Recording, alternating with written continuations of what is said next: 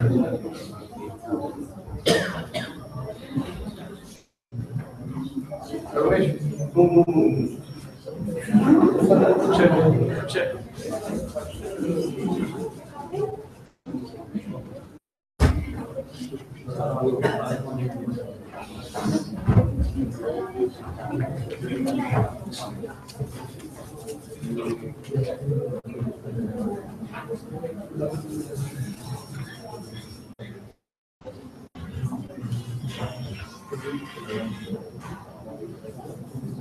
Good morning, all. Let's all hold hands to close the morning circle.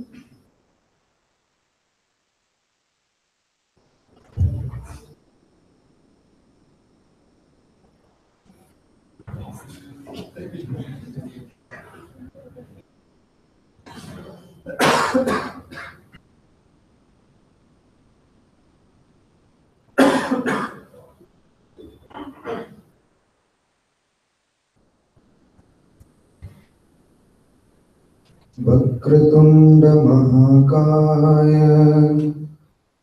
सूर्यकोटि समप्रभा निर्विघ्नं कुरु मे देव सर्वकार्येषु सर्वदा गुरुब्रह्मा गुरुर्विष्णु गुरुदेवो महेश्वरः गुरु साक्षात् परब्रह्म तस्मै श्री गुरवे नमः।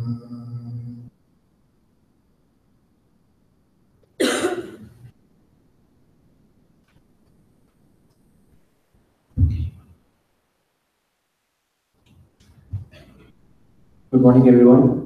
Welcome to the day 2 for the ILC event. So, can I have someone who can share the experience of yesterday, the first day? Can I have some volunteers, please?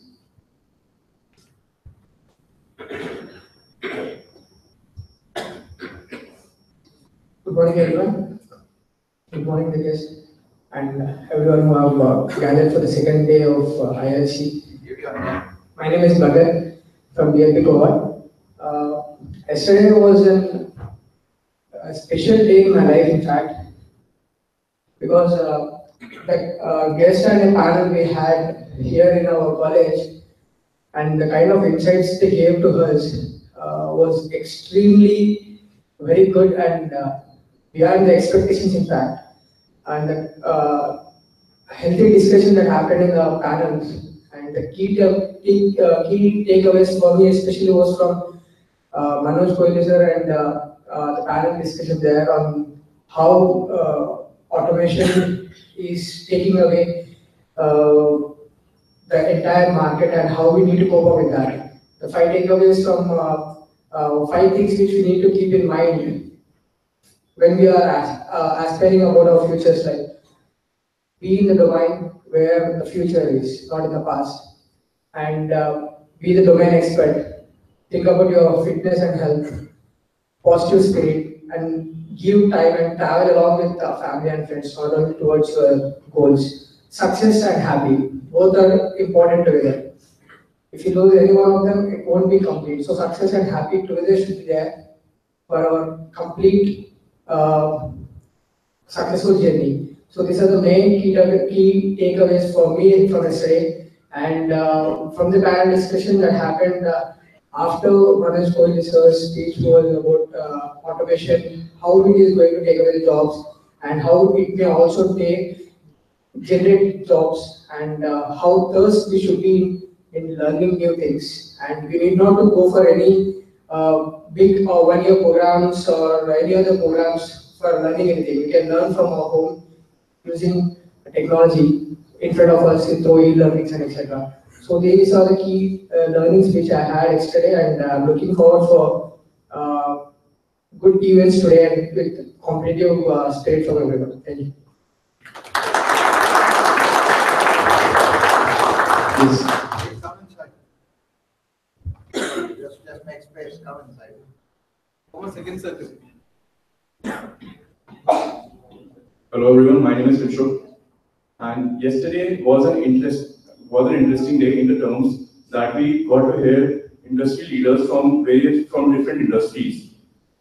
And if we talk about my key learnings for yesterday's session was, first, we got to know that how industries might change in the upcoming 20 years or 30 years or so. If we talk about automation, I came to know a different perspective when Avilas said yesterday talked about how there might be no jobs. So how we are fearful of losing our jobs, how people are fearful that how automation would take over and people would be out of jobs. But he brought a new perspective on the table when he said that there might be no need of jobs.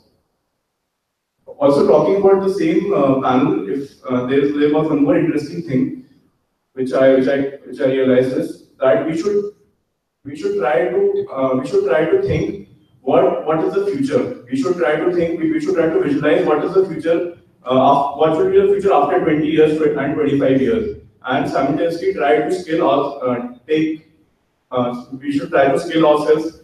We should try to take up jobs or careers which can simultaneously be in demand in the upcoming future. Second takeaway would be when the kid asks a very simple question and again asks a very simple question, and third again after that he also asks a very simple question. So these questions actually taught me about how kids learn faster than an average adult, and the reason is very simple, that kids are very curious, and it is because of of their curiousness that is why they actually learn very fast as compared to adults. And the third key takeaway is that we should try to reskill ourselves. We should try, as for example, if we take any company, for example, if we take Honda, whose core competency is making engines. So it might also happen in the near future that a company's core competency might be terminated. So 5 years back, a particular company or a particular person might think that he's the industry leader, he is very much in demand. But again, after 5 years, that particular skill might no longer be in demand. So we should always try to reskill ourselves. So these three learnings were something which I never thought before. And talking about today's session, I'm very much excited to see what will happen today. And that's all. Thank you.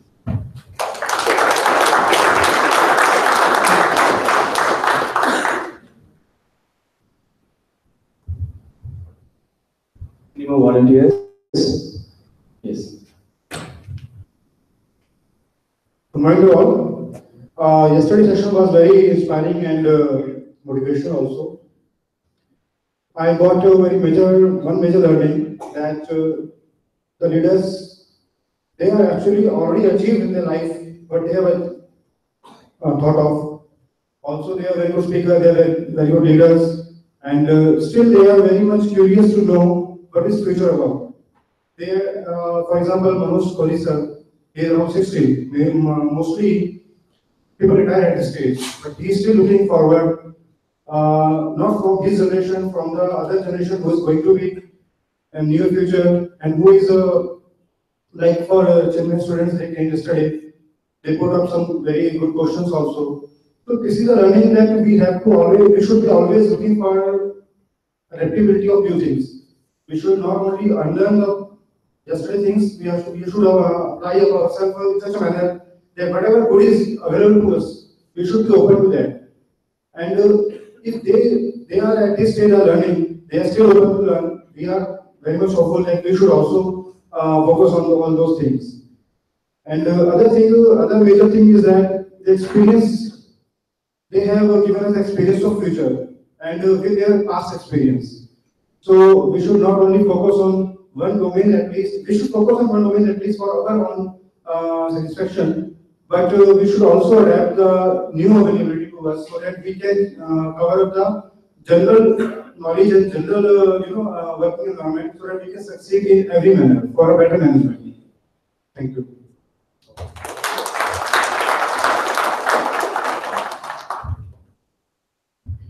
So any other volunteers who want to share their experiences?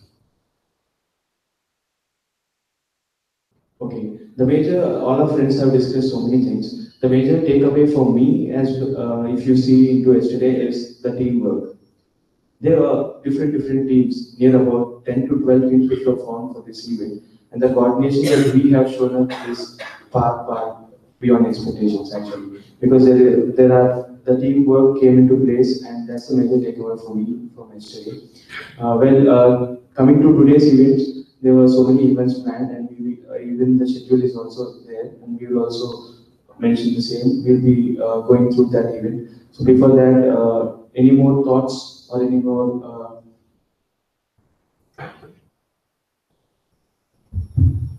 Let me ask the question differently, and then you may get a different response. So we may ask different questions. So, when did you feel at your happiest best yesterday? If you just describe the whole day, just look at the moment when you were at your happiest best then. Child asking question. Go. Come here. Come running in front of the camera and share your happiest best. Yesterday when the child asked the question and the way he countered sir's point of view, and then the audacity he had because his teachers were also there, and still he was adamant to counter the guest, and even his teachers were looking at him that what is he asking. He was not afraid that might he get scolded later that what he was talking about. So I would really appreciate that 10 or 11-year kids confidence and audacity to say what is there in his mind. So that was the happiest moment yesterday.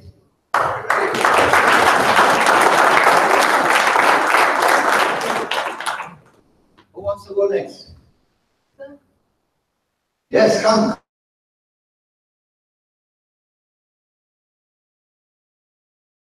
We are hoping some others are watching you. First of all, I would like to thank Bianca ma'am for guiding us throughout this process. We had to present the paper yesterday.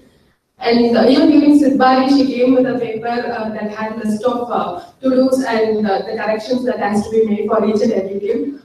We were 5 teams who worked on different papers. So finally, 2 of us were selected to present yesterday. And I think the amount of dedication and support and guidance she gave, it was immense, and I have no words to describe her dedication towards the work. So I would really like to thank her. I'm not sure if she's here, but thank you so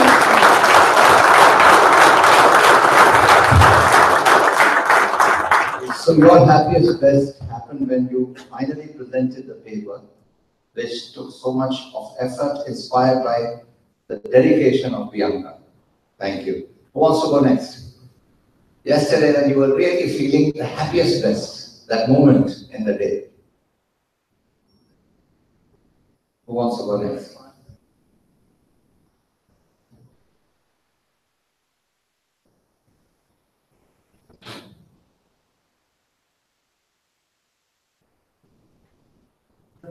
Yes. Whole day was very wonderful, but as a student council member, I was very happy at 5:10 when everything was successfully done. So I was very happy, but yeah.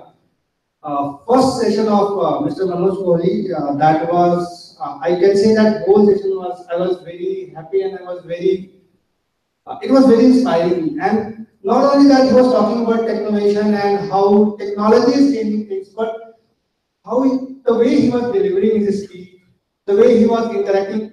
Again, we're blessed to have you, one of the industry leaders. But again, when Manoj sir was saying that was validating my thought when I saw you, and then again when Manoj sir was delivering that all those leaders, when they speak, they create some kind of influence. You are bound to listen to them, and that was amazing. And I really hope that going forward in future, whenever I am going to deliver somewhere, I will be able to make that impact.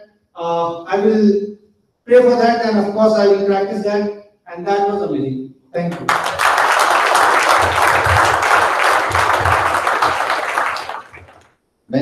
back, I had interviewed Manoj Kohli and offered him a job in Aisha.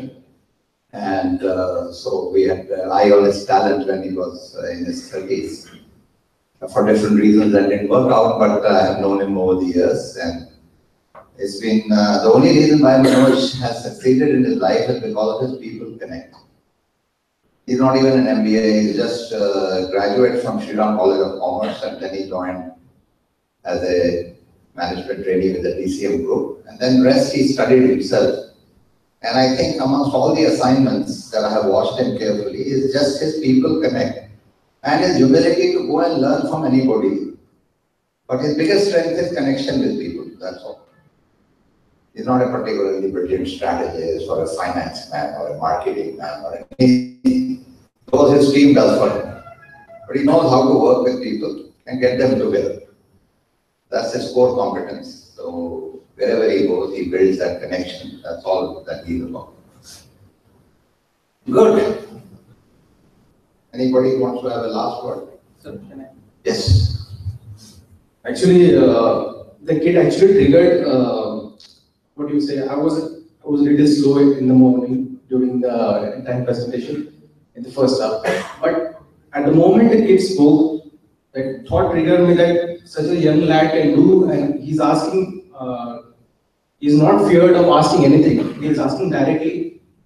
I'm a grown-up person. That thought triggered, how can I sit so quietly? So I started thinking about it and started focusing on that. Then a young man inspires for a student. Yeah, inspiration can come from anywhere.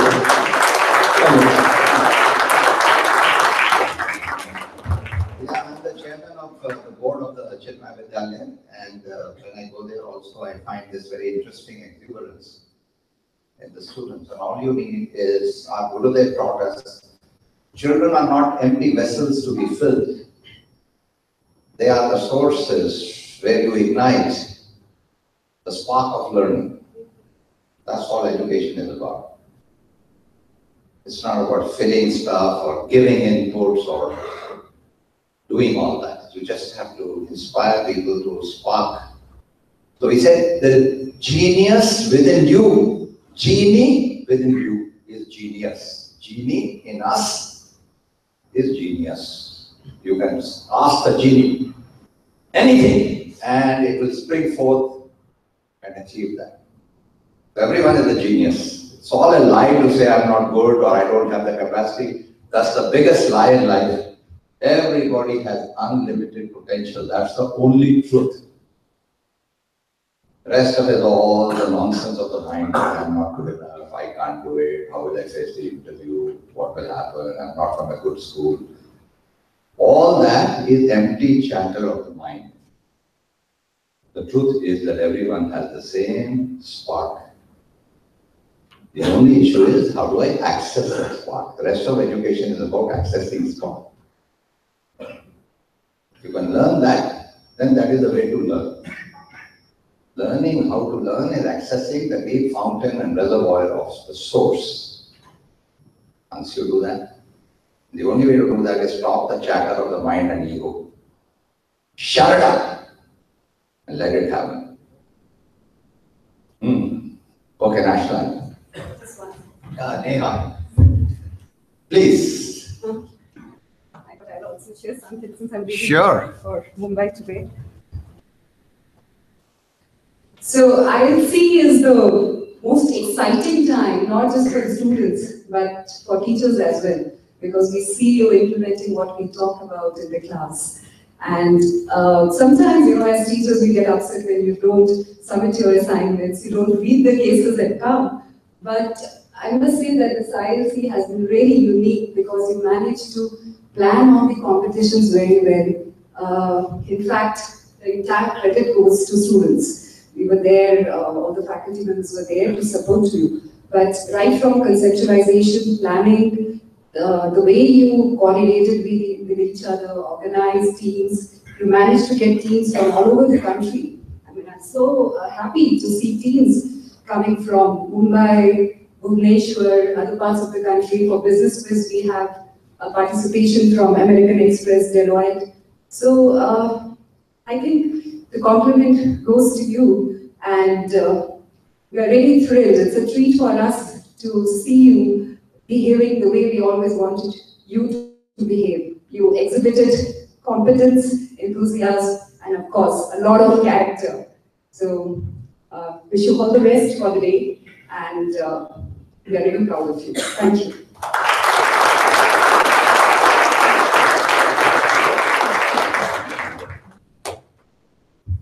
Okay, national.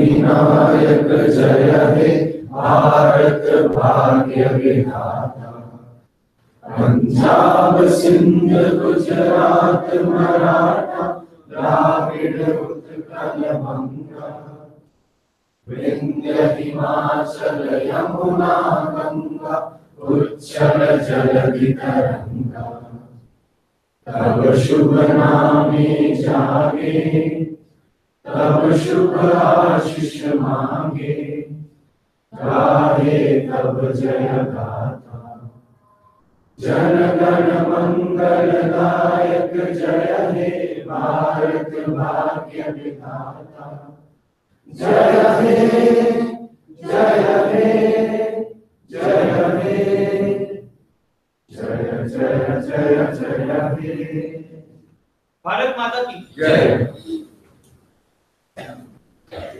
Please be seated in audio only. We don't have any break. Pathfinders, please be seated.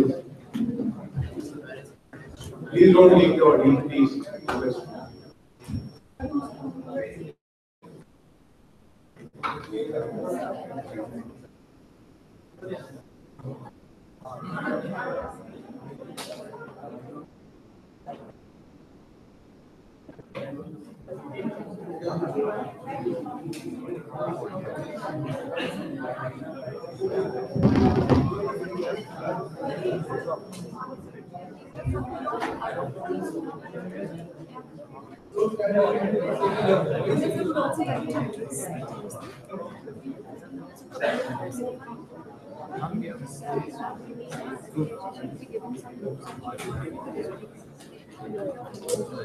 A very warm morning to all esteemed guests, respected faculty, and my dear friends. Guys, please be seated.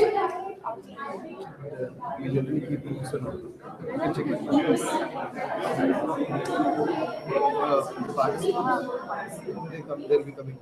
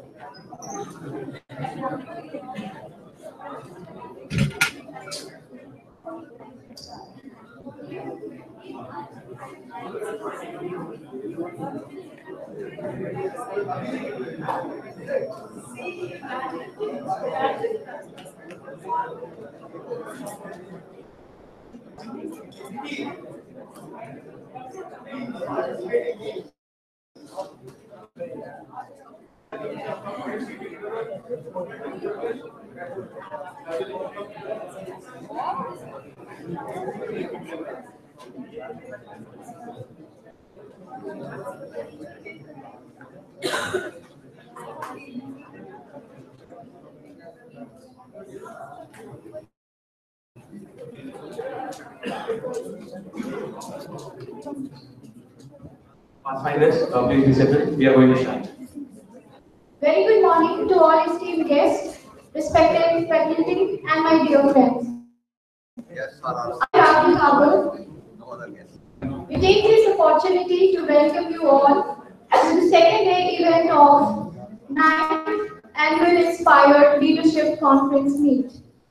May I please invite Honorable Anil Sir to address the gathering.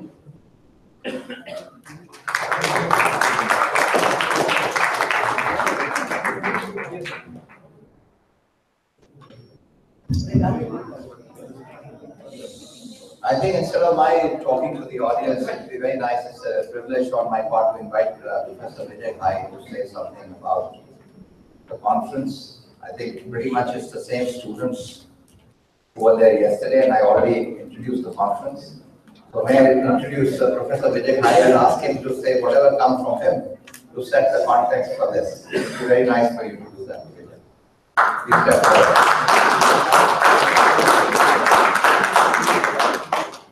Thank you. Very good morning to you. Good morning, sir. You know, all along yesterday, one thought kept coming into my mind again and again. You know, as little children, we've had a lot of fun joining the dots. How many of you remember when we were really small and we used to have these little playbooks, which had these numbers? Just when you learned how to count, the first thing your parents and your teachers would give you is one of these numbered sheets and say, join the dots. And you suddenly saw this picture emerging and say, wow, you many banaya, and you showed everybody around, this is what I made, right? What happens as we grow up is we forget the magic of creating something out of nothing. And what we saw yesterday, I mean, this is something which I, like most of you, were inspired by the young 13-year-old mind who managed to see dots that most of us missed. And what you saw amongst the panelists yesterday also was, these were practitioners who recognized dots and connected them differently. And so as adults, you no longer have numbers to guide you. You just see this mass of dots and you really wonder, you know, this is an unknown mess, you know, what am I getting into? And we try to stay with the familiar. But what's very interesting is these dots are emerging all the time. You know, they're popping up all the time. And all that we saw amongst all the people who spoke yesterday and shared their experience so willingly was, they saw these dots and they connected them. And when they connected them differently, they got some absolutely amazing results. Now, what technology is doing, whether we like it or not, is to give us new dots. All the time, new dots are popping up. And how we connect these dots and what sense we make of them, I think, is going to determine our future. So nobody, you know, even though we might wish that we could predict the future 15, 20, 30 years ahead, I don't think we can predict it even for tomorrow. Okay, so the only thing that I think we need to build as people stepping into a future is to keep an open mind and identify those dots, look at these dots and say, how can I connect them differently? What's the new pattern that is emerging? What's the new opportunity that's emerging?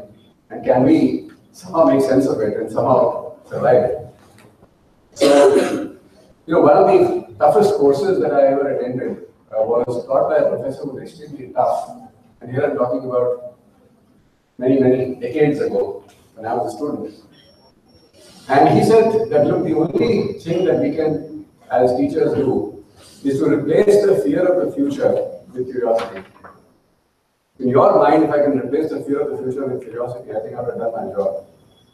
So learning how to ask the questions right, learning how to keep questioning and keep figuring out in your mind, you know, what's the new pattern that's emerging, I think is an amazing capability that will carry us very, very far. So we saw that yesterday, we're going to see a lot more of that today. So good luck. Thank you.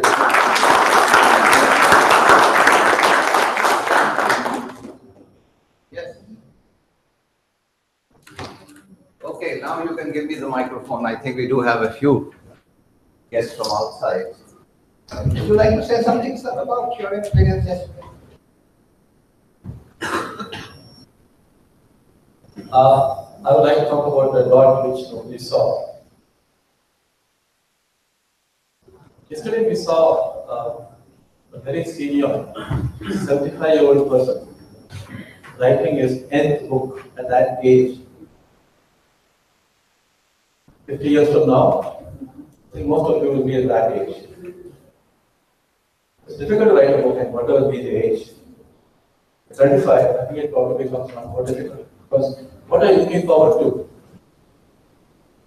Fame? Money? Come on. Something higher in life. Something you like to give back to society. You like to make a statement about society in general, civilization itself. I hope that all of you will be able to do something years from now. It's the same kind of passion that Professor Pradeep and Bala showed when writing that book. You could be writing a book, or you could be doing something equivalent, something bigger. You could start thinking about that now, 5 decades ahead of time. Thank you.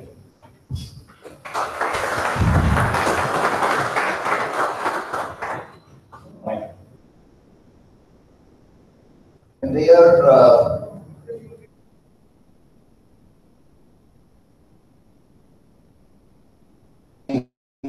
3, the board of IIM Ahmedabad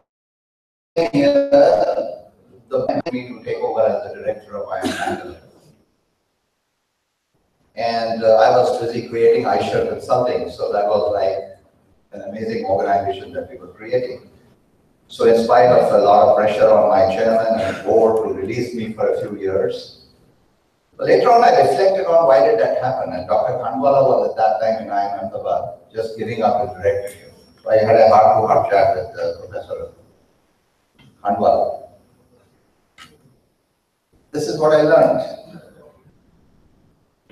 It's very good to learn management in books and research. It's not easy for multiple stakeholders to come together when the administration hands are tied from behind, which means the leaders who are asked to lead these institutions very often do not have the full empowerment to do that. But even though Dr. Khandwala attempted to do some radical transformation in Ahmedabad, and there was a lot of pushback from multiple stakeholders, I admired his courage for never giving up on his ideas and saying, okay, this may not have worked, but that attempt to bring about change is something I'm deeply committed to. And I just want to honor that spirit in people, that something may work out, something may not work out. The IIM at that time were missing, saying, you know, we find it difficult to manage multiple stakeholders together, so we get excellent students. But the way we lead our own institutions, there are a number of constraints in these so-called institutions, public institutions, where people are unable to express themselves fully. Not because they cannot do it, but because of the situation and the context. And this is something that I think we may want to honor in ourselves. So for the young people who are new to this campus, my name is Anil Sachdev. I call myself the chief servant of the school. The founder of the school is really a great spiritual teacher, Swami Chinmayananda, whose teachings have inspired all of us. So as children, we were members of something called Bala Vihar. And we learned from the Chinmaya Mission pledge, we stand as one family, bound to each other with love and respect. We serve as an army, courageous and disciplined, ever ready to fight against all low tendencies and false values within and without us. Live honestly, a noble life of sacrifice and service, producing more than what we consume and giving more than what we take. We seek the Lord's grace to keep us on the path of virtue, courage, and wisdom. May thy grace and blessings flow through us to the world around us. And in between, the most important part, we believe that the service of our country is the service of the Lord of Lords. And devotion to the people is the devotion to the Supreme Self. If you look at the holistic, whole brain thinking behind this pledge that were taught to children and millions of people globally. For example, in the Silicon Valley, in San Jose, if you go, every Sunday there are 5,000 kids who attend classes on meditation and learning about the best of Indian ethos. All the churches in San Jose are booked by the Chinmaya Mission for this activity. Because I asked many of my American friends whose children also came there, they said by going there, my Catholic children become better Catholics. The Muslim children's parents said by going and understanding themselves, they become better Muslims. So it was a very interesting connotation about how when you go on an inner journey from a young age, you understand that you have the limitless potential within you. This school has been created as an experiment in higher education to say, we believe that we have unlimited potential within us. All of innovation comes out of strong values and character. Amazing leaders who have been great innovators, right from Gandhi to Martin Luther King to Lal Bahadur Shastri, Dr. V. Kurian, so many Indians. It's because of the deep fervor they have in their hearts to try to make a difference.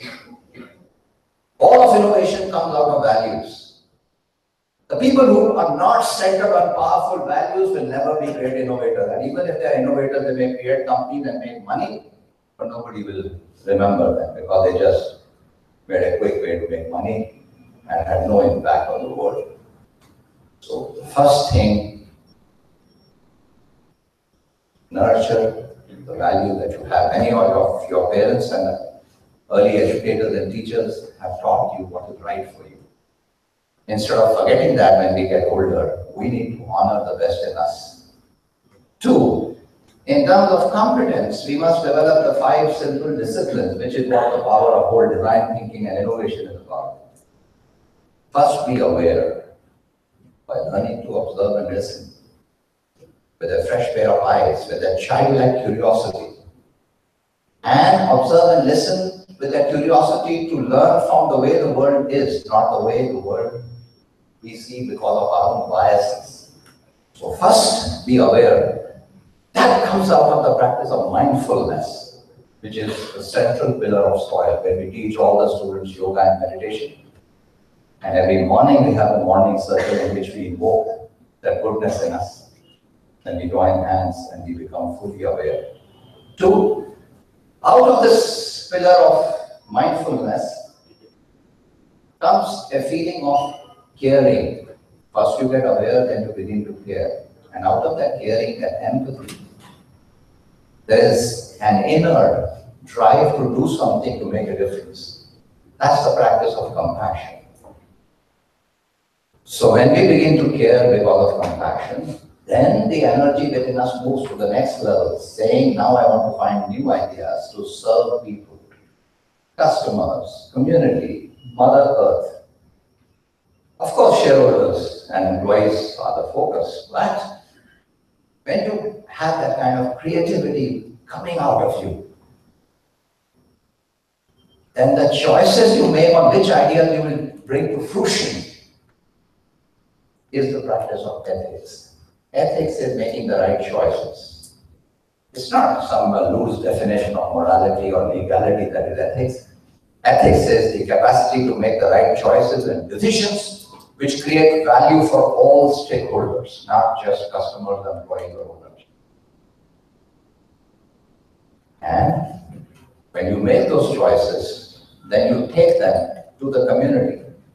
Work with people in co-creation. Out of that co-creation comes deep ownership. People take responsibility, like you saw in the villages of Sidhbari in the Himalayas, where the students went for a week and doing appreciative inquiry with the villages and saw the amazing work of Dr. Sharma Maitre and the Chinmay Organization of Rural Development that has transformed 1,000 villages of Kangra district. When you went and honored that, you learned how things were co-created. So hundreds of Mahila Mandalas, and that co-creation with the community, where half-baked ideas were taken to the community, they were asked to improve upon the ideas, they took responsibility. These prototypes were implemented, and that is the practice of sustainability. When you make things scalable for the long term. And finally, in all this attempt to do so, we were observing the uniqueness of every person. I have no right to give my worldview and impose it on you. If he's good in math, she is good in music, you are good in language, and she is good with people. We have to honor the uniqueness of each person. And when we learn to work with the uniqueness of each person, then this entire 4 steps that I talked about, they are taken to the next level. Then the scaling up is so complete and the innovation is so beautiful, then we truly understand the meaning of diversity. And so in SOIL, we honor the uniqueness of each student rather than only having a very narrow admission which looks at only analytical ability and CAT and GMAT, which is only 10% of intelligence. We honor creative intelligence. We honor emotional intelligence. And we have a radically different selection system for admission to soil. Because I have so many. In my career, when I was running a global consulting firm, I had a GMAT, 800 out of 800 GMAT who worked with me, one amongst the 3 human beings who had a perfect GMAT score. But you know what? He retired he progressed up to being a good engagement manager. He never made it to partner because he never had the emotional and creative intelligence. Graham Jeffrey is his name. God bless his soul, he's no more now. But as a young man. But he was brilliant with spreadsheets. And GMAT, he had 800 out of 800. So he got selected in Stanford and wherever. But later on, he said to me, Anil, I wish I could learn a little bit more about how to be working with people, how to influence people, how to be more creative. As we discovered in Manoj Kohli, the number 1 quality Manoj has is only dealing with people. Perhaps if he was asked to take GMAT or CAT, I'm not sure how he would have done. I'm not sure. But he became chairman of SoftBank, he became CEO of Airtel. In fact, most global CEOs and leaders and innovators are not the ones necessarily who have performed well in such exams. These exams they are only a way of keeping people out. But more than that, what matters is to honor your inner self. So with these words, I welcome all our young leaders who have joined SOIL today. Thank you. You've done us an honor by participating in the SOIL activity. Thank you for coming here. And let's hope you have a wonderful day. Thank you very much.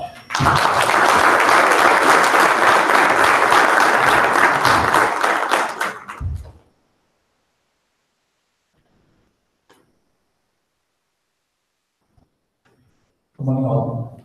Thank you for coming to SOIL University and participating in ILC 2017.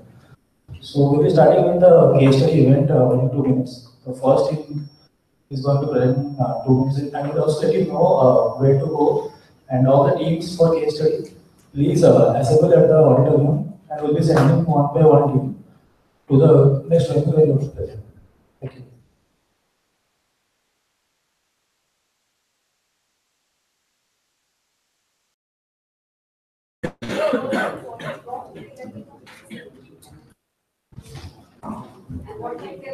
Thank you, sir. Every time when we hear you, there's a lot of takeaway and you are continuing to inspire us at every moment. To go to now, we would like to invite Udit and Nadine to take next event. Udit.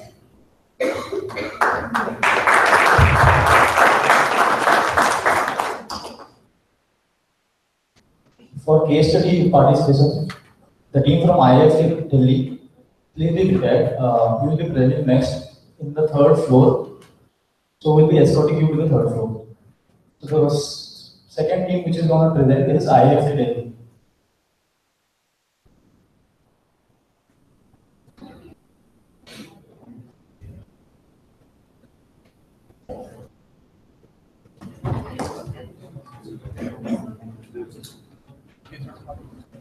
Good morning, all of you.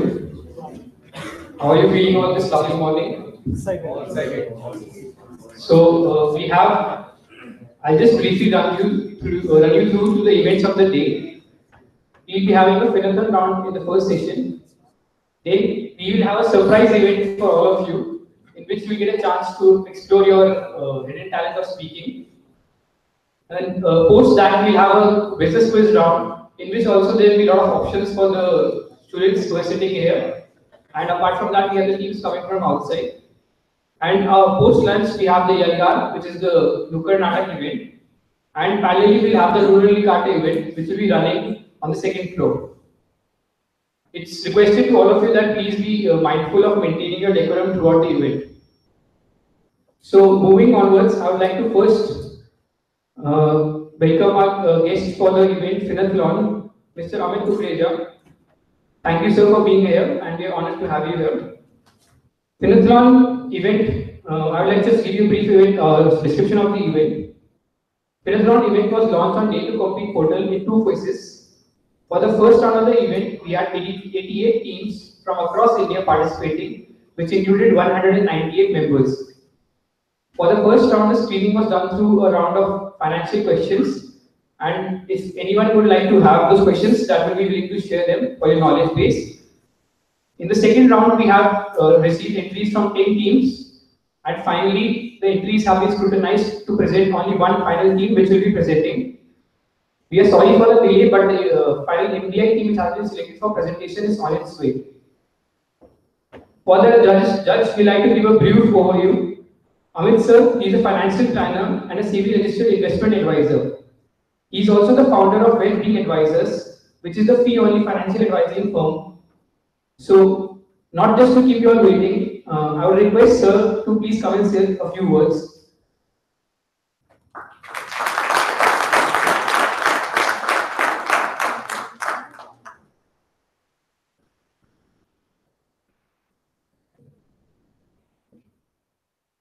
Good morning, everyone. Can you hear me at the back? Yes, sir. Thank you. Good morning, Nitika ma'am. So, thank you for this opportunity. I come here very often and I thoroughly enjoy what I'm doing here with you guys, getting associated with you guys through the assignments, through the delivery of the lectures, whatever interaction I've been having with Solid.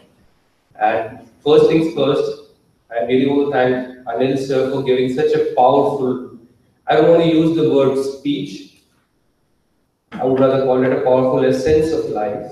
It really reinforced what I've been doing, and it also gave me a lot of confidence that I'm on the right track. So thank you, Anil sir. Thank you. It is really encouraging and heartening to see that if we align ourselves to that philosophy of a very strong core value system, there's no way anybody can stop us from adding value to the things around us, continuing to pursue our passion, continue to innovate, show our creative intelligence, and make a bigger impact in this world. So I'm a fee-only financial advisor. I had a 15-year-long career in information technology space, and when I left my job at Sapient, I was a service delivery director.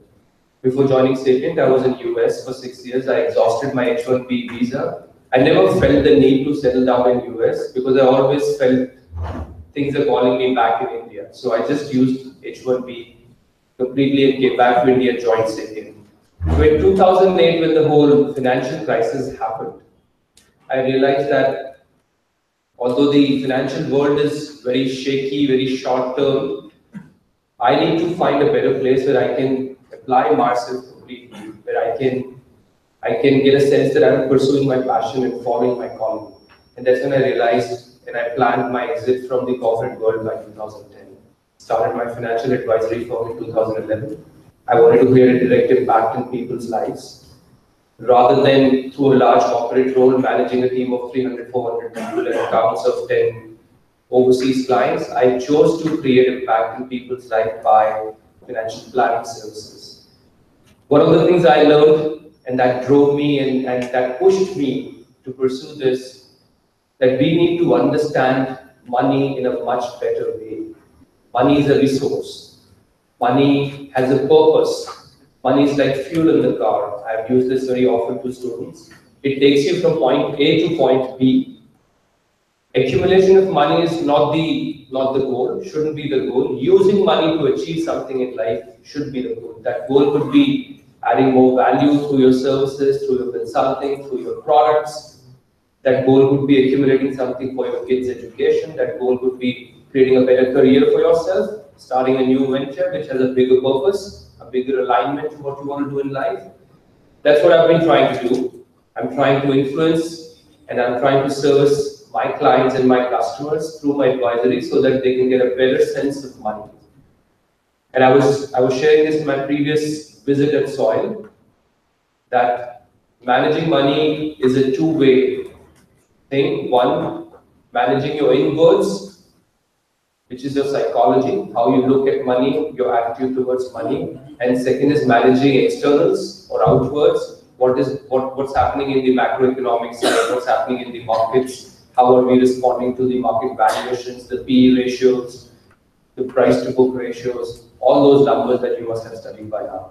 So as a money psychologist and as a financial advisor, I try to help individuals create a better balance of money and have a more fulfilling life created for them so that they can pursue a better purpose, and money can be leveraged to achieve that purpose, and they can achieve a more balanced life, a sense of well-being, a sense of fulfillment. That's little about myself. I thank the team for inviting me. I'll be happy to have a assessment of the team. The criteria is so tough that only one could make it. So because of certain, I guess we had some stringent criteria of selection and timely delivery and all that stuff. So I'm happy and I'll be honored to have a look at the performance of the final team that has made it to this level. And we're also very happy to share my feedback, my learning from the real financial advisory world and see what I can do for them. So thank you all, thank you very much.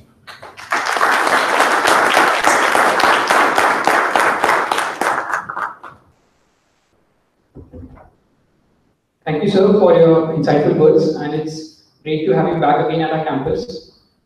So, moving forward, I would just request Nitika Batra ma'am, the Dean, Associate Dean of the School of Inspired Leadership, just to take a few minutes and give us an overview of the event.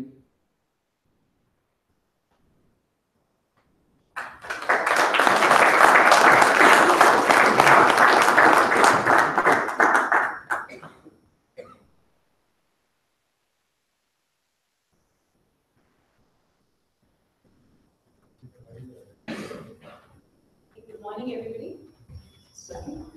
Hi. Welcome, Amit. Thank you so much one more time to take your Saturday time, morning time out of your busy schedule. I know you're packed always, back to back. And but it means a lot to our students here, I think, because these kind of events probably inspire more learning, classroom downloads. So when we talk about finance, when we talk about business in the classrooms, there's a certain perspective there. But then when we conduct events like these, I think it opens up your thinking horizons, like it doesn't do normally in a classroom setting where you're just sitting there trying to absorb some technical stuff. So I think very wonderfully created. The teams have been working for a long time. I know for nearly last 2 to 3 months they've been planning this event, like all the other events during the day. So I must compliment all the students for creating some really nice, interesting, very innovative kind of events here. So whether it is Finathon in the morning or it is rural la carte later on, which talks about the marketing plan on how to create a rural product market in urban setting. So I think that was a very unique theme. I must really appreciate your mindfulness in keeping the soil philosophy alive when you are creating these events. So while you could have done a normal marketing plan competition like any other B school would do, but I'm glad you took the initiative to think of it from the soil perspective, a rural product. So how do you give a boost to the rural markets, which is really the requirement of the day, So it is not just about an urban market that we are talking about. Almost 70% of your market is in the rural areas, right? And when you have so many of these global players coming into India to tap that market, it's very important that our Indian players keep that in mind. So I think that event is very well designed and there's been a huge participation. This is the first time Soil Festival is being organized, I think, in the last 8 years. So I must compliment the Pathfinders to really take that initiative. And they have done it wonderfully. They've done it, they really applied their brains to it. And the best thing is they managed to get great participation from all over the country. So some of the renowned colleges all across, whether it is, I mean, starting from Ahmedabad to the MDI and the IIFT, 4 schools, so all the well-known names in that space decided to participate. I think that was a great feeling for soil, because the first time, other schools are coming to soil. Normally it is the soil students who go out and participate. But it's the first time we are hosting some of these teams in soil. And I'm so happy that a lot of these teams registered, some 500 plus number of teams registered, and a good number of that also got selected for further participation. And of course, there was a lot of screening criteria, like Udit has just said and Amit mentioned, that the screening criteria was pretty stringent. There were rounds by which you could get through, so that only the best teams would come here and make a final presentation and not take too much time, you don't take too much time from all teams, but rather use that time to have more events. So with that in mind, I think the top 2 or the top 3 teams were invited for the Finathon. It is the MDI Gurgaon, which is just on its way. I believe it should be here in a few minutes. They're already here, is it? Oh, welcome. Welcome. Can you please stand up for the benefit of our rest of the audience?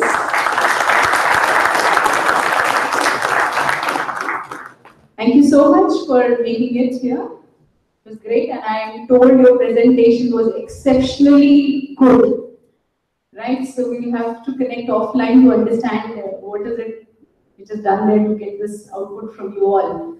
Right? Of course, MDI is one place we've always respected very much, and we have close ties with this institute. Not just because logistically it's next door, but also because we had a lot of network with your faculty members. Many of them come and teach here, like Anil Mishra, Narayan Gupta. So many of them are good friends of soil who come and teach here. And of course, we love to go and relax in your library and the sprawling lawns that you have, nice corners. So I think that synergy works very well.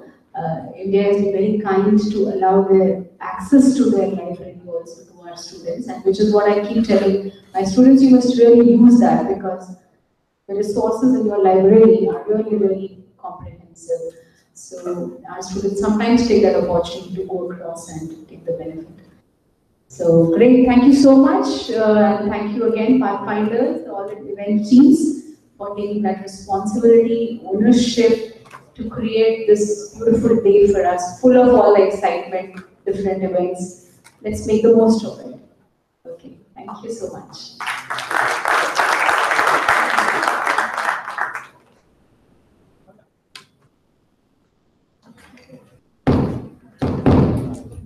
Thank you, ma'am, for the insightful words. So we finally have the team from MDI Gurgaon here, the team Finathlon. So we would like to welcome you all to Soil Gurgaon for this Inspired Leadership Conference. So let's get the dice rolling and move on. So I would like to invite the team Finathlon to please come forward and share their views on the presentation.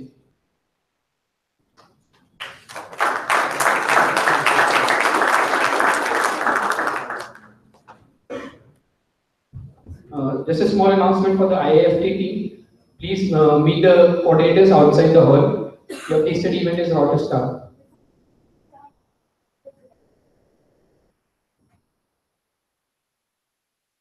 There's a small twist that is there. Before we start with the presentation, we'll have an extempore round. You all can participate in that.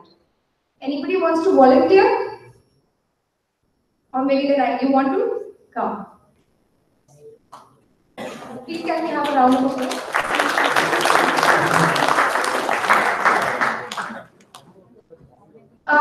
We have 2 cash prizes in this, each of 1,000 rupees. So whoever wins, there'll be 2 winners. They'll get 1,000 rupees each.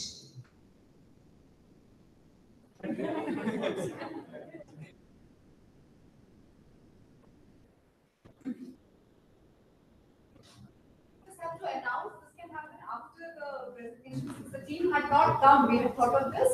But tell others that after the presentation, we will have this competition? Oh, this is to engage the.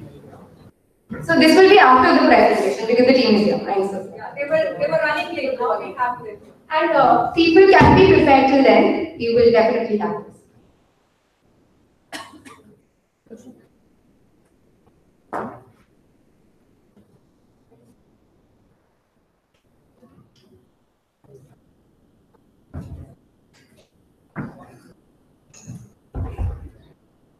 Good morning, everyone. We're Team Finathlon from MGI Gurgaon, and today we'll be presenting our stock recommendation to you. So we chose the pharmaceutical sector, and the stock that we'll be presenting about today is Biocon Limited. So just to introduce ourselves, my name is Prashant. This is Rajshri, and we are really happy to be here. And I'd just like to talk about why we choose the pharmaceutical industry just a couple of minutes. So the reason we choose the pharmaceutical industry is just for the picture of opportunity presence, not just today, but in the days to come as well. So our presentation mainly and the company which we are recommending as a buy, it has a lot of opportunities to exploit in the upcoming days, and we really see this sector and especially the company which we are pitching as a really potentially valued investment in the coming days, which we'll be walking through in the video. So to start off, I'll be taking you through an overview of the Indian pharmaceutical sector. So first of all, the pharmaceutical sector is estimated to be at a global market of $816 billion, with an underlying expected growth of around 5%, which is mainly driven by the US market. As we all know, US is the biggest market for the pharmaceutical sector. Now, in the pharma sector, what drives growth is the drugs that sell. So some of the largest selling patented drugs are for the treatment of diabetes, cancer, and hepatitis C.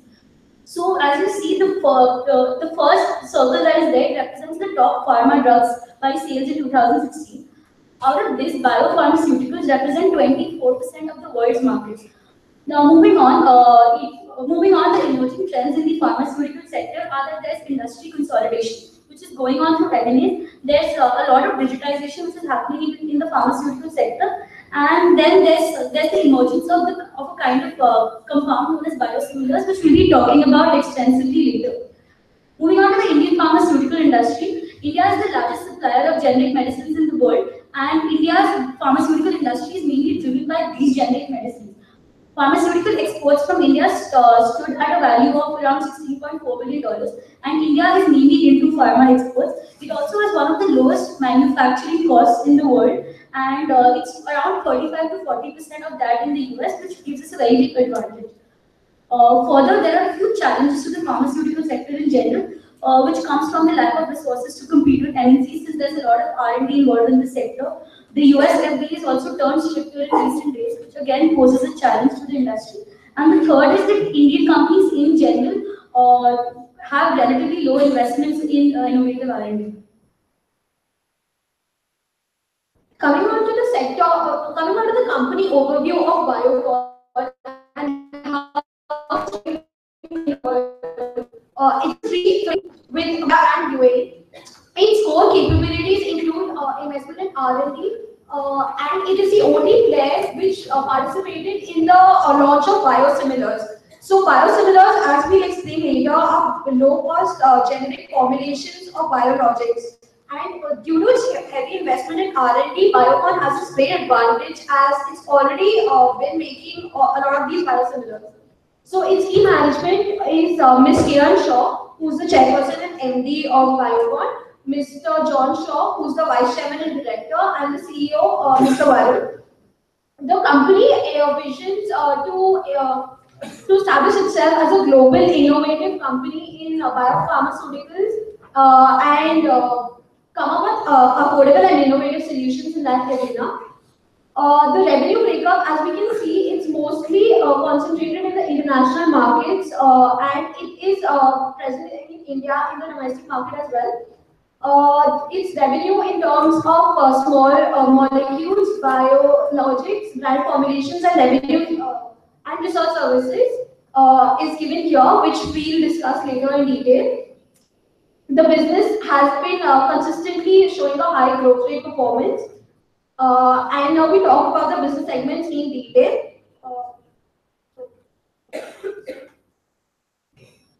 So I'll first walk you through what are the key business segments as we have said which Biocon operates in, and then we'll talk about what are the key investment rationales which we prescribe before going ahead with this investment. So a quick overview of the business. So they have like 4 different buckets. First is biosimilars, which is like say the smallest bucket now, but which holds the maximum potential in the coming days that we're walking through later. And the second is the small molecule segment, where they have an extremely vertically integrated business line with immense collaboration between their distributors and suppliers. And the branded formulation is especially something which is really coming up now by virtue of one of their breakthrough partnerships with Mylan. And the research services arms, which say Biocon's fully owned subsidiary Syngene operates and provides them 30% of their revenue. And CRAMS, that is the contract research and administrative manufacturing. So that is something which is holding a lot of potential as well in the coming days. But let me take some time to walk you through the investment rationales which we prescribe and which we really think holds in proposing Biocon as a buy.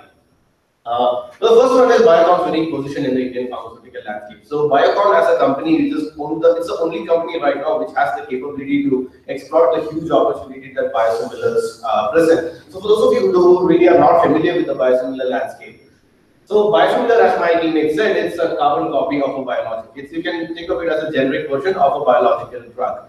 And the biosimilars, the reason I say hold immense potential is because the market opportunity they present in the next 3 or 4 years, especially in developed markets like US. So the market opportunity is roughly translating around $16 billion when about 8 to 10 drugs go off patent in the US market in the next 3 or 4 years. And for any provider who has a strict methodology to prescribe low-cost solutions to launch in those developed markets when biosimilars go off patent, that's something which really we should take note of. And Biocon, to its credit, has interest in 6 of those drugs which are going to go off patent, with 4 drugs in the 3rd stage of US FDA approval and 2 drugs already approved, which literally translates to another around 40 billion potential market to exploit. Which I mean, of which even if you gain a fraction of, it's going to translate into a huge impact on your top and bottom lines. To again give you some extra data points, so Biocon has gotten an approval for its drug trastuzumab, which is the key molecule for Roche's Herceptin, which translates to a roughly a market of around $7 billion, which Herceptin is improving today. And also the fact that it has gotten approval for bevacizumab, which is the molecule for Avastin, again one of Roche's blockbuster product. And trastuzumab and bevacizumab have been approved to be launched in the Indian markets as well. Another data point is that if you want to see, it's like the Biocon's launch of Glargine, which is the generic version of, it's a generic insulin version which is launched in the Malaysian market. And the fact that it is being performing exceedingly well provides us great confidence in the days of biosimilars going ahead. I mean, in spite of all these, heavy investments and a lot of R&D that's been going on, a lot of marketing that has been going on, Biocon has been reporting EBITDA and operating margins at 28 and 24%, and this is really at par with the pharma industry standards. And it's literally a virtually debt-free company, as you can see. Its debt-free ratio is close to 0 in an industry which has very significant debt of around 80%. And that also lends us immense confidence that its operating cash flows are enough to finance its fast-paced growth. Now, moving away from the biosimilars, the second rationale, as I briefly touched upon in the previous slide, is Biocon's breakthrough partnership with Mylan. And Mylan is really known for its expertise in regulatory filings in the US pharmaceutical landscape. Where, I mean, as we all know, the US pharmaceutical landscape, getting a regulatory filing is one of the biggest headaches of any pharmaceutical company, even though a company from a developing country. So Biocon's partnership with Mylan for its immense expertise in regulatory filing and its immense ties with the distributors in the US pharmaceutical landscape gives it great, what do you call it? So it gives it a great, makes it a really great force to reckon going forward in the biosimilar days when it combines Mylan's expertise with its own to launch as a combined force. And also the fact that Mylan's proven expertise in the insulin market is being exploited by Biocon to launch its own oral insulin formulated Trigopil, as you might have read in the news, was launched in Malaysia as a potentially oral insulin formulation. So Mylan has also launched an oral insulin formulation called EpiPen. So the insulin market, which roughly translates around another $15 billion, is there for the taking for with this potential launch. Again, this partnership is going to be an immense Biocon going forward. The third is the fact that Biocon's research arm, which is Syngene. Syngene is a listed company itself, which accrues around 11,000 crores of revenue per annum. It's demonstrated a very stable growth of around 8% year on year. So again, and as I said, what the research says that around 75% of the operations in the pharma industry in the developed countries can be outsourced to quality contract research manufacturers in a view to reduce costs. And we believe that in the days going forward, when a lot of competition is going to happen on price, if a company is able to outsource its operations to a service provider, which offers them a clear cost advantage, it's going to put them in instead. So Biocon's research arm of Syngene, it has landed, a lot of contracts are being landed by Syngene in the recent days. Like last month it landed a contract from Bristol Myers Squibb, and before that it had contracts from Amgen and Pfizer as a multi-billion contracts. So, and Syngene's bottom line is also showing a significant, growth in the recent years. Like I said, its revenues have been growing by 8%. It has an EBITDA margin of around 30%, and what it does is it provides a very steady flow of funds for Biocon as a fuel to its regular research and development business, and also the fact that it kind of shields them from the industry vagaries of pharmaceutical industry by acting as a contract research advisory. So and last question, which we think is also holding a lot of importance, is the fact that Biocon's management. Any company, we really need to look at the senior management as well to ensure that there are no corporate governance issues. It has a key expertise in taking the company forward. So, as she said, Mr. Arun Chandravarkar is the CEO. He has his own record in the pharmaceutical industry. Kiran Mazumdar, John Shaw, and also the fact that Syngene acquired. Syngene added a couple of key management personnel into its team a couple of months ago, like Seti Chacko from Thomson Reuters and the CEO of Britannia. So it has it has a rich repository of independent and non-independent directors, and we really feel that the company management is only equipped with the required knowledge and expertise and the required ethical practices to take it forward to completely exploit the opportunity it has biosimilars presented. So Prashant just explained to you the quantitative aspects of investing, qualitative aspects of investing in Biocon, and now I'll be taking you to the quantitative bit, which is the valuation for Biocon. So for arriving at the valuation of Biocon, we've used sum of the parts valuation, and the methodology used for the SOTP valuation was number one. We used the trading multiples of comparable companies, and the comparable companies in each of the three segments were arrived at using the average EV/EBITDA multiple. Now, the average of EBITDA margins of the firms with biosimilar products in the US or the EU was considered as the EBITDA margin growth for each of the segments. How did we select these comparable companies? So, as we know, Biocon is a mainly export-driven company, whereas at the same time, it works in the Indian market as well. So, for selecting global companies, what we basically did was we looked at companies which have biosimilar approvals or have similar ongoing trials for the same kind of drugs. Whereas in the Indian market, we looked at companies which again have presence in the US and EU markets and can thus be direct competitors for Biocon. So here we have the football field analysis for the company. So right now the company, as of yesterday, the closing price for the company was at 414 rupees. And predicted, so when we look at the football field analysis, the analyst predictions for the company come to anything between 420 and 615 in the future. Whereas the 52-week trading range for the company is between 229 and 460 rupees. The expected PE of the company, which is expected to grow over time, is between 763 to 1021, and the rest are the ratio multiples which we have arrived at using the mean and the median of the comparables, which is the EV/EBITDA, the EV/EBIT, and the EV by sales. Now coming on to the DCF valuation. So we've used the sum of the parts valuation to arrive at a valuation number for Biocon. And what we've basically done is so the chart at the bottom shows you a summary of our DCF output. On one hand, with the cost of equity, and on the other, we have the EBIT growth rate. So when we take all segments that Biocon is into, we find that the average EBIT growth rate is 7%. Whereas the average multi-factor cost of equity turns out to be around 17%. It turns out to be around 16%. So here what we've done is the first chart shows you a sensitivity analysis of EBIT growth rate versus the cost of equity, and we see that the average price from that comes to be 106.9. The next is the terminal growth rate. So the terminal growth rate which we've taken for Biocon is around 7%, whereas the terminal discount rate that we've taken for Biocon is somewhere around 12.5%. So the next part shows you the sensitivity analysis of terminal growth rate versus the terminal discount rate. And from there, we arrive at a price of around 336.1%. So these two are giving us the consolidated DCF for the firm as a whole. However, that is not the only aspect that is to be taken into consideration, because as a pharma firm, it has a lot of potential drugs which it's looking at.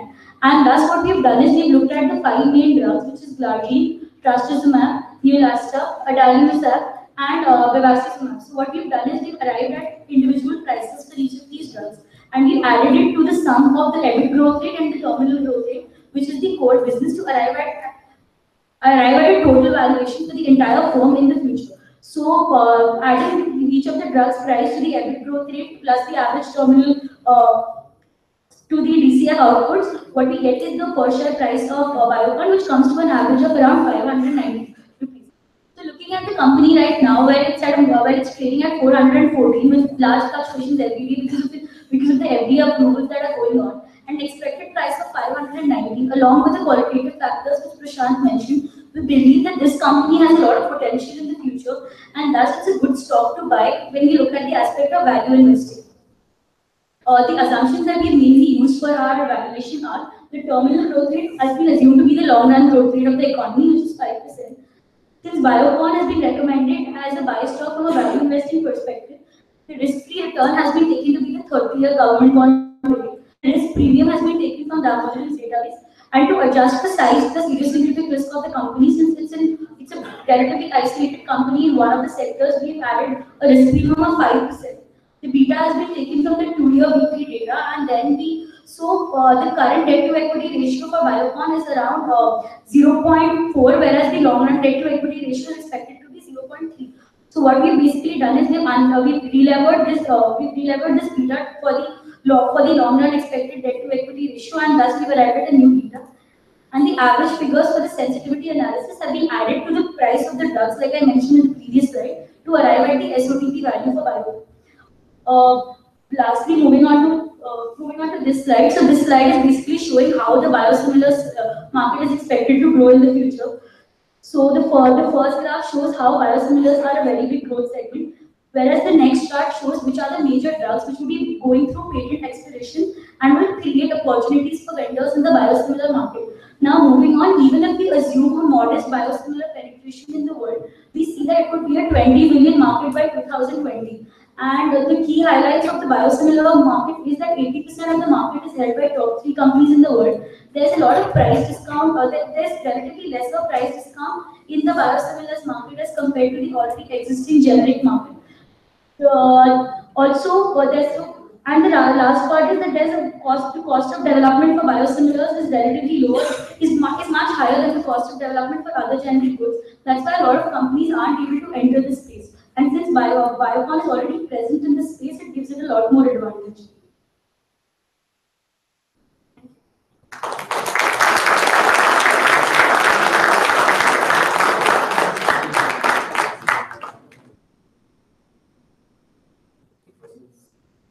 So,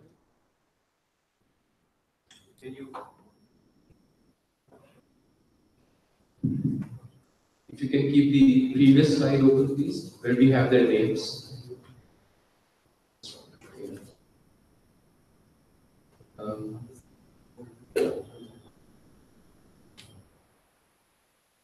So give me 2 distinguishing factors. How is Biocon different from Sun Pharma or Ranbaxy's of the world?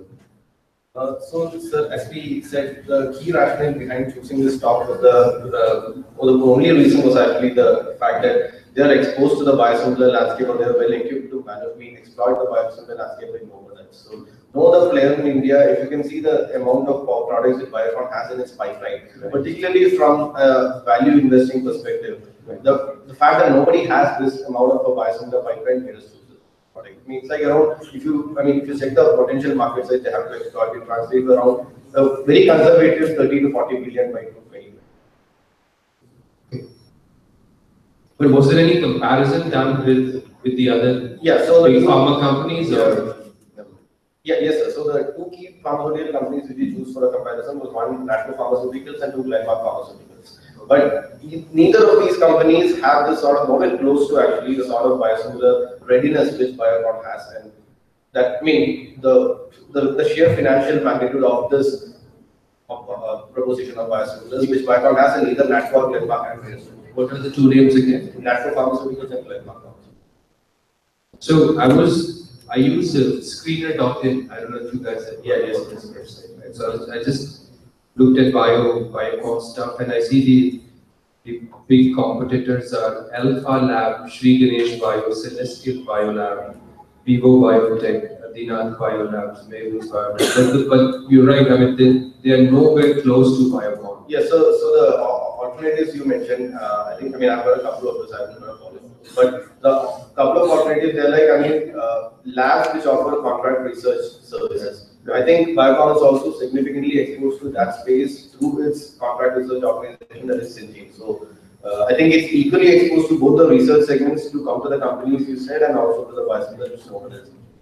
And the only one in terms of fundamentals looking strong is Vivo Biotech, but they're not as large as Biocon. Correct. Because I see the growth is positive consistently, their numbers are also looking good compared to the others. So, okay, so what's the moat? So, I think you mentioned three moats. One is the potential biosimilar pipeline they have. And two is essentially the partnership which they have with Mylan, which actually helps them to exploit the fact that their technical expertise is superior and more. Because Mylan is an established player in the US market. It has significant expertise in ensuring that US regulatory filings go smoothly, and it also has significant ties with the major distributors in the US market. So the fact that this partnership is blooming very well in the recent years puts them in great state in the biosimilar. Okay, and do you know any 5 drugs for which the patents are expiring and these guys are likely to launch, which do not have a presence in India? And if the answer is no, it's absolutely fine. Just for the students. Sure, definitely. So the first drug I think I mentioned in the course of my presentation is Herceptin. Herceptin is Roche's $7 billion breast cancer product. Okay. And the small molecule name is, not small molecule, the molecular name is trastuzumab. Yeah. Biocon already has achieved an approval for trastuzumab globally, and it is already started being marketed in India. What's that drug for? What's that medicine for? It's for breast cancer. Breast cancer. Okay, that's the second. The second is Avastin, which is again one of Roche's product. Its molecule name is bevacizumab, and it is for lung cancer. And that drug, it's yet to be approved by the US FDA, but it's in the stage 3 and it's most likely to be approved in the coming days. And the third one is, it's in the stage 2 of US FDA approval. It's adalimumab. And adalimumab is, I think quite a few people might have heard of Humira. So Humira is a drug for rheumatoid arthritis. It's a $12 billion market, one of the best-selling drugs globally. So, Biocon's product, biosimilar product for Humira, it's in the stage 2 of US FDA approval. And these are the 3 prescription drugs which I'm aware of. Okay. Another product I think I mentioned is as I said, it's not actually a biosimilar, but it's the fact that it adds credibility to their partnership with Mylan. It's the fact that an oral insulin by the name of Tregopil is under the research wings. So, and Mylan, as you know, launched an EpiPen, which is an oral insulin a couple of years ago. So, this is another product, $1 billion product, which they have in their BD. So, then can I share feedback, or we have a feedback session later?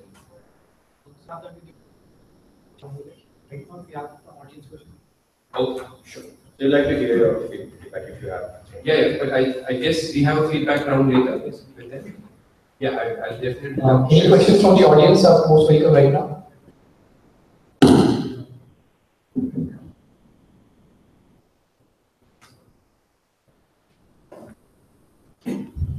In the football field area which you mentioned in the slide before, which forecasting techniques you did use for the predictions? So basically the forecasting techniques that so for the football field, the multiples that we looked at, they were just looked at arriving at comparable companies both in India and in the US. Whereas the forecast, so the other 2 are analyst predictions and 52-week trading range, which is again something that we got revenue from the internet. The last is the DCF. So for the DCF, we use a normal discounted cash flow methodology, and what we did in the DCF was basically followed a sum of the parts approach. So, so basically what we did was first we looked at the present, but the NPV of the net cash flows of the company for the numbers that we have, which is aligned in the first sensitivity analysis chart, which is the cost of equity versus the EBIT growth rate. The next was we tried to arrive at a terminal value of the firm, which is again shown in the next sensitivity analysis chart, which is where we've done a trade or sensitivity analysis of terminal discount rate versus the terminal growth rate. And then what we did to this was we added potential prices of all the drugs which are there, which were the 5 main drugs which Prashant has already mentioned. So we did individual cash flow analysis for each of these 5 drugs based on the predictions that are given and what is given in the company's reports about these coming up drugs, and we added it to the to the core business value of the firm, which we had got from the present value and the terminal value calculation to arrive at a sum of the parts valuation for the whole company.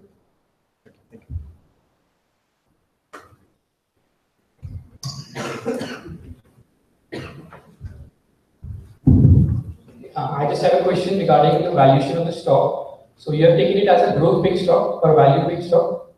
It's more of a value play because the growth drivers we mentioned, it's not going to be in action for at least the next couple of years at least, because the first biosimilar approval which we are expecting is going to be around 2018 Q4 for one of the again process reduction products. But again, we expect the companies to come in, the originator companies like us to call us a patent for a patent and like filing us slew of litigations to extend their product approval and other money. So it's going to be a potential value pick, keeping in mind that around from 2019 2020 you're going to get it. Considering that in fact I chose it as a growth pick or value pick. So the PE of the stock is currently I think around 60, which is twice the industry average. And given the decline in operating margin of the stock on quarter-on-quarter basis, it has been declining by about 15%. So do you think that the stock will give the value in the near short term? It might be a loss for the company as an earning potential. But considering that this segment is very scrutinized by the US FDA, and this segment is highly dependent on the outputs from the R&D. So if that fails, then that might be augmenting till 2020 also. So in that case, the stock might not give the similar returns. So, I mean, while I partly agree with you, like say the PE, as rightly said yesterday, the closing. So, while I partly agree with you, the PE, as rightly said yesterday, was 57, the closing PE for Biocon. But again, all our rationales, all our modes, as Sir asked, so it's like it's from a futuristic perspective. So, it is something which is keeping in mind that we have immense value for the future. Now, to your question of saying the US FDA not approving it, I think Biocon has a pretty clean record in terms of getting its US FDA approval. Like only one instance I can remember of this last year around December when there was a scrutiny by US FDA plans caused the stock to plunge a bit as well. But that was like quickly taken care of by the firm, and then US FDA itself vetted it. And if you've been following the news, like last week, US FDA again gave it another approval for its. I mean, it is what the name of the product. It's a biosimilar version of again Amgen's chemotherapy product. So the thing is, they have a pretty clean record other than this blip in December with the US FDA. And again, that's where Mylan's expertise comes into place to advise Biocon strategically on what is the best way to go with these US FDA. So combining this partnership with their existing clean track record with the US FDA and the fact that this high PE which is trading currently can be justified in terms of the potential value for the future, I still think it's. Yeah, do we have any more questions? Or we can move to the feedback round. Okay, thank you for the presentation. So we request Sir to please give the feedback and his approach.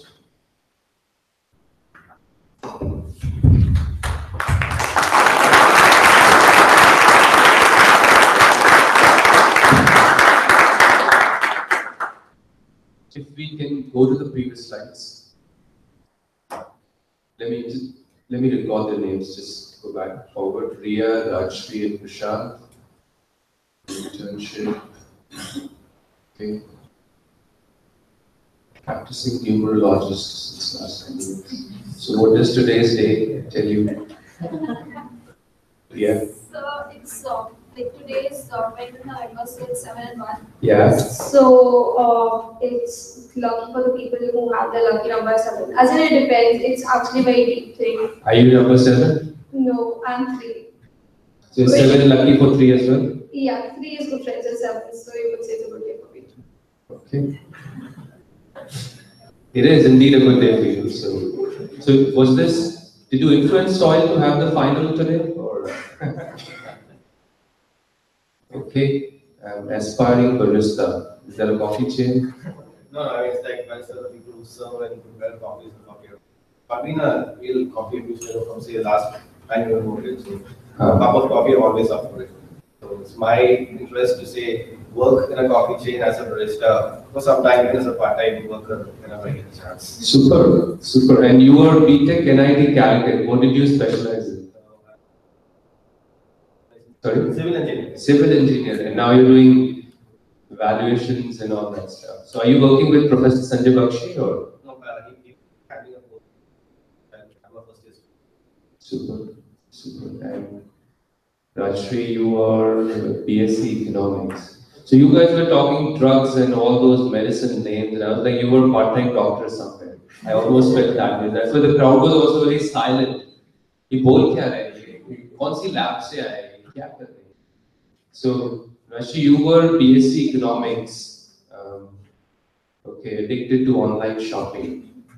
Tell me, so Snapdeal is better or Myntra? I prefer Myntra's. Myntra gets you the best deals? Yes. Is the delivery good? Timely? Yeah, I prefer Jabong's delivery over Myntra's, but then in general, Jabong and Myntra prefer to Snap. So if I want to buy a mobile, which is the best website to buy from? So, for phones, the only place that I've used is Amazon and Flipkart. So, Okay. And Jabong is for your outfits, shoes and dresses? Yes. They have a good return policy? Yes, they do. Okay, I'm sure we are learning from them about all the other aspects as well, you know. So number 7, lucky day for them is 1 and she's 3. So numerologist, online shopper, the coffee. My wife had an aspiration to start her own cafe. So someday I'll connect with you and maybe the two of you can partner as a part-time business. Okay, so can we go back to the previous slide? Okay, one more. One more. Yeah, so I think 2 slides, you guys have a lot of numbers and statistical analysis, and it's a good stuff that you have put together, but I would like to add some more suggestions for content going forward. May I? Do I have your permission? Yes, sir. Right. So, when I look at a stock, when I analyze a stock, I broadly put 10 factors. I assess on the basis of 10 factors. So I'm a financial advisor. A lot of times clients come to me and say, Amit, we need help understanding how to choose a stock. And I upfront tell them I'm not a stock analyst. And I tell them invest in mutual funds, diversified products, and focus on your life and pursue passion in life. Because stocks means too much, you know, analysis, and people don't have the patience to stay invested for a very long term. And it basically changes the temperament of the individual as well. So I feel there is a flip side to stock investing, but some people do have the, you know, the DNA in them to manage the stock portfolio. So when they insist, I mean, we're not going to put any blame on you if stock falls, but we want simple factors to assess whether the stock is good or not. The first thing I do is moat, which you guys have called out, the biosimilars in this space. And clearly, Biocon is standing out as leader compared to the other 6 or 7 companies. Yeah. Second, R&D cost. Did you have any R&D cost factor evaluation? And if the answer is no, it's a no. No, we did look at the R&D cost. That's okay. The thing is, I don't have a number, I don't know the number, but the fact that they've been investing in R&D facilities in Bangalore and Singapore, Malaysia. Malaysia. Yeah, one of my clients is Biocon senior executive in Malaysia. I believe there was an issue last December as well when one of their plants caught fire and they repaired it. They have been investing significantly in their Bangalore facility and the Malaysian facility. Why do we need research if they're just biosimilars? You know, biosimilars is already a patent exists. Just take over and have a similar drug composition and launch it. Why do we need research? I think that's what really differentiates a biosimilar from a generic. Generics are carbon copies, exact carbon copies. Biosimilars, you need to again prepare that life culture. And so this fact of an extra research which it needs to be provided as an input for the product. I think that's what differentiates a biosimilar from a normal generic. Okay, that's what they need. And I think it's also not just the biosimilar space, but other insulin products and their other small molecule interests as well. They need. For a pharma company, I think R&D cost is one of a very strong factor. How much are they investing, and what is the break-even point? And I think once the R&D is successful, then that's when the money starts to come in. The third one is price to equity. I think you have already put that. What's that PE figure? 27. I mean, yesterday it closed at 57. 57. That's really high. Yeah, we agree. I think we are discussing the trend on that. So, and I was looking at the graph. The valuation has just shot up like anything since 2014. The graph is pretty much steep. And what drove that upsurge? So it is the fact that we just think about this. So the fact that they got like 2 US FDA approvals, one for the trastuzumab product and another for the bevacizumab product. When they just got 2 approvals, this is what the market is being valuing them at. So just imagine what would be the case if they get. Rashri, you may want to swap the position, so you can come this side. So just imagine like what may be the case when say they get to take another 2 or 3 products in the US approvals. So it's going to be like the market is placing immense potential, immense faith in their potential to manufacture this biosimilar just on the fact that they got 2 approvals. And I really believe that this potential is just going to go up further going forward because it's not on the pipe. And I also sense since there is no tough competition elsewhere. So absolutely. Absolutely. Okay. So PE was there. Price to book, I think 3.59. I got the data from Screener. Yeah, we didn't value it because it's not as relevant to a pharma company as the PE is. Why do you say that? Price to book 2.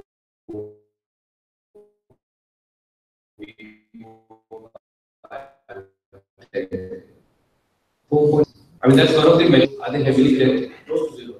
It's 0.04. Where is that? You have that stat on the screen somewhere? Yes, it's closely tested. Last in the first one. Obviously, okay. So the interest coverage ratio is also pretty much gone. PAT, is it right? So the yeah, it's more or less constant as of now. I think again the main reason for that is like they're really focused on the R&D part, as you said, rather than open market operations right now. So I really think that though the PAT is pretty, it's rising at a very slow rate. We really shouldn't be reading too much into it at this juncture. To account receivables is another metric that I look at. No. Okay, no problem. Sales to net profit. Because these sales-based metrics are also important in terms of management effectiveness, operation effectiveness. Yeah, I think these are the PAT, the sales to net profit is the PAT. Return on equity. Metric, like how the ROE figure has been varying for the last 5 or 6 years. If you don't have it, that's fine. It's just one of those metrics I have.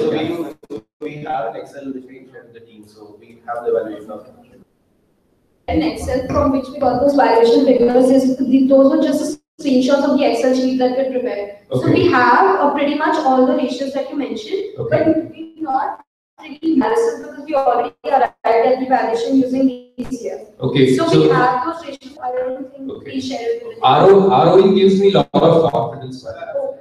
If my ROE is increasing, even if it's staying flat, it tells me that the company is focused on equity returns, right? Last is free cash flow. You did mention that. And that's a healthy metric. Okay. So these are 10 things I tell my clients to evaluate a company that they are considering. So I think good presentation, and I am convinced with these stats that this company is going to do well. So good experience. And good presentation, and just can tell us what's the price money is that a lucky number for her. So whatever it will be, I'm sure it will be good for us. Okay. Okay, I'm done with it. Anything else?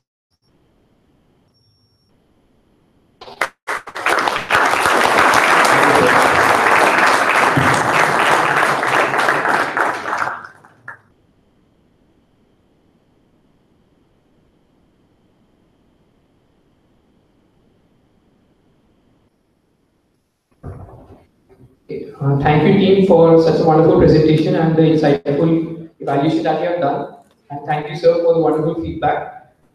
So we would now like to request sir to present them with the certificates of their achievement. And the cash prize will be delivered to you on a later date. So we request sir to please present them with a token of their.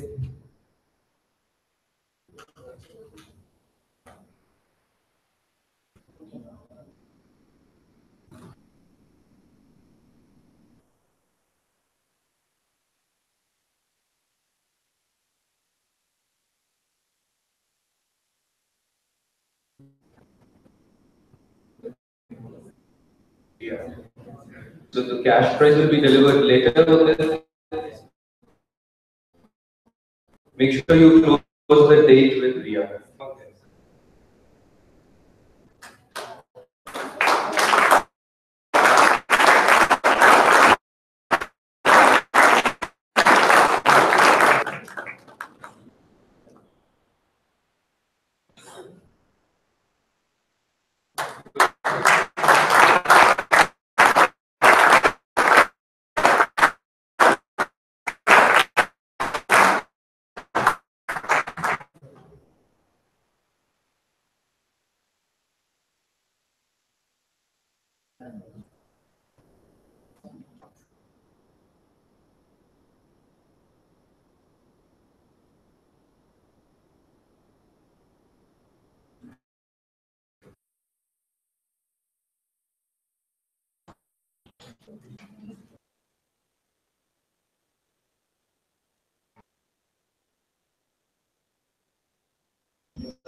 So thank you to the crowd also for maintaining the decorum and listening patiently to the team.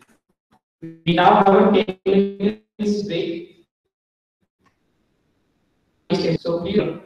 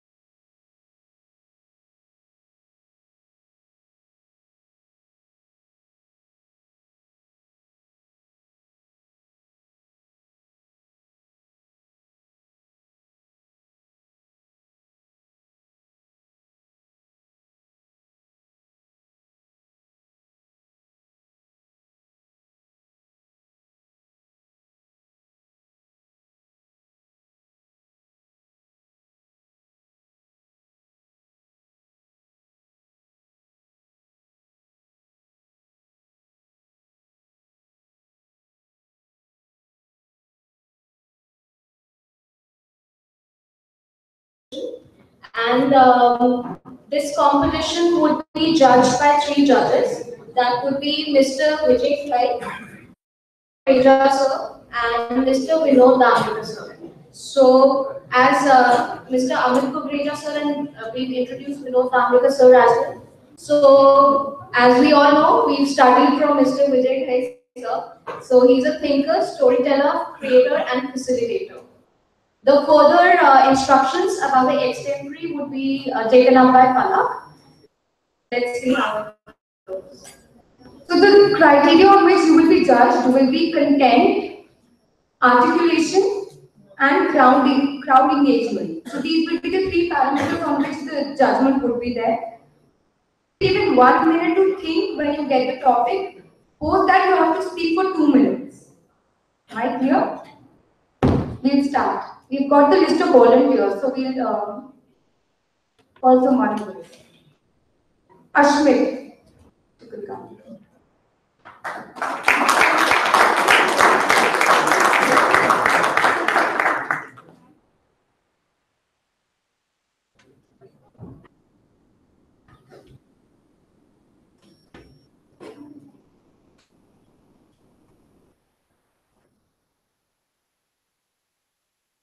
So the topic for Ashmit is, does GDP really mean better economic status? And your time starts now.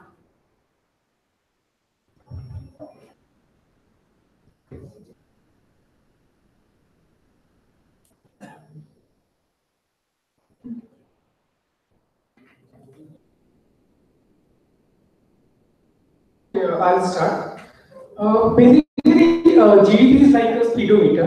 A speedometer in a car basically tells you how slow or fast are you going, the direction where you are going, or the state at which you are going. Suppose I'm going at a speed and someone comes and tells me you're driving on the wrong side of the road. But I say, okay, let's go faster. But that is utter stupidity. So GDP is the only factor that will measure the consideration to measure GDP should be a genuine process indicator and development index. For example, GPI. GPI takes into consideration various factors. The education, the lives, fairness,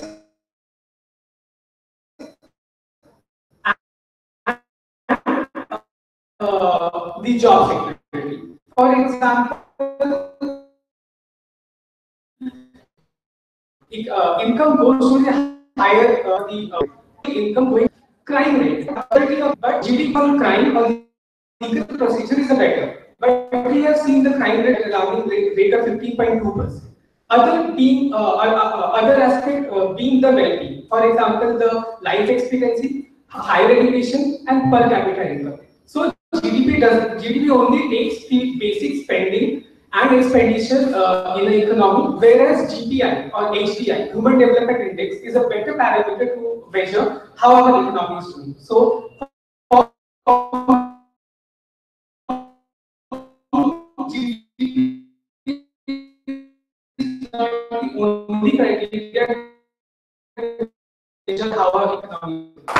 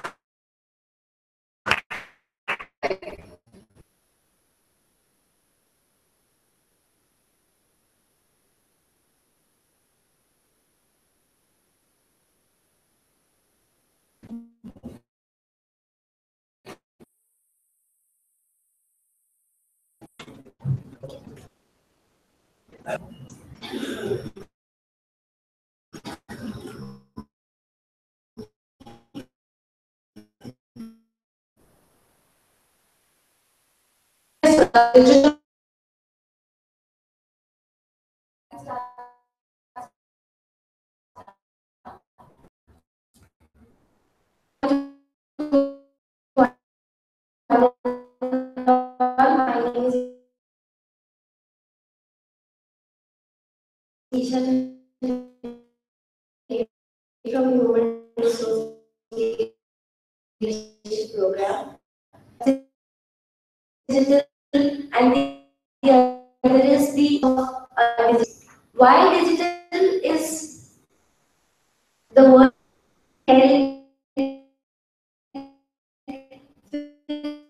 physically export are now being, so it requires skills such as collaboration, although from mobile, the other is analytics, and the fourth one is cloud.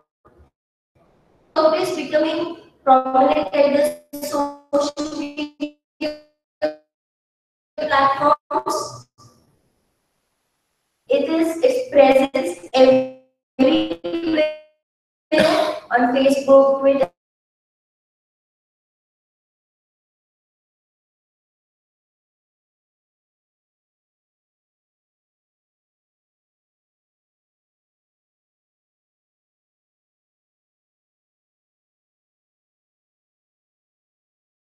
The third part, which is the analytics, is basically the data driven and driven. The fourth, it is anytime, anywhere accessibility for the entire organization and the entire data set, which is just driven at the cloud.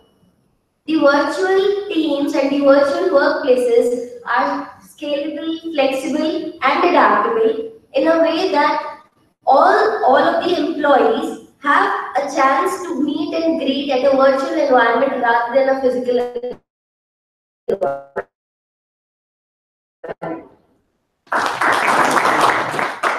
Thank you, Isha. The next part is Ashwani.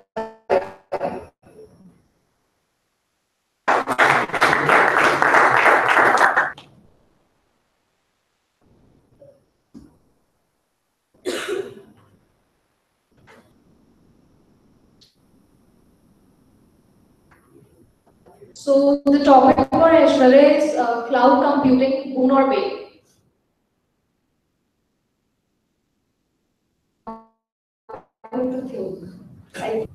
Let's start.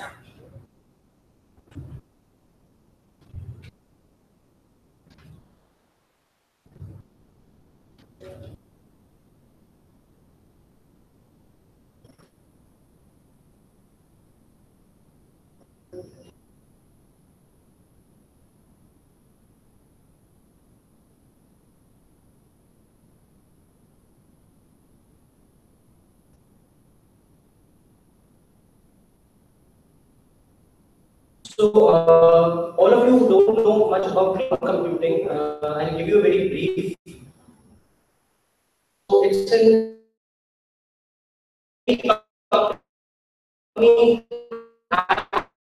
to